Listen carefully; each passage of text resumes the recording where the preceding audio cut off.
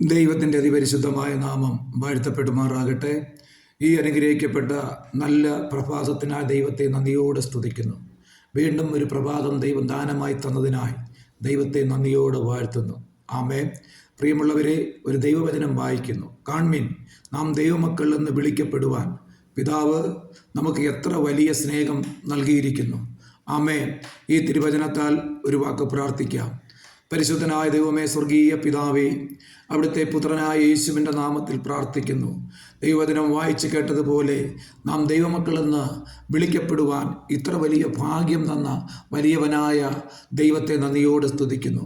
ഈ തിരുവചനം വായിക്കുകയും കാണുകയും കേൾക്കുകയും ചെയ്യുന്ന എല്ലാ പ്രിയപ്പെട്ടവരെയും കുടുംബങ്ങളെയും വ്യക്തിജീവിതങ്ങളെ അവിടുത്തെ കരങ്ങളിൽ ഏൽപ്പിച്ച് പ്രാർത്ഥിക്കുന്നു.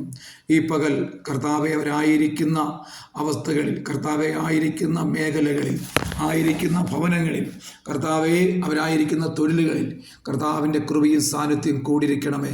യാത്രയിൽ കൂടിയിരിക്കണമേ. വാഹനത്തെ അവിടുന്ന് കർത്താവെ നിയന്ത്രിപ്പാൻ സഹായിക്കണമേ. അവിടുത്തെ ചിറകിൻ്റെ മറവിൽ മറയ്ക്കണമേ. അവിടുത്തെ സമാധാനം കർത്താവ് അവിടുന്ന് കൊടുത്ത് മാനിക്കണമേ. ഓരോ വ്യക്തികളിലും ഈ തിരുവചനം അവിടുന്ന് ക്രിയ ചെയ്യേണ്ടതിനായി പ്രാർത്ഥിക്കുന്നു. ദൈവിക സമാധാനം വെളിപ്പെടട്ടെ.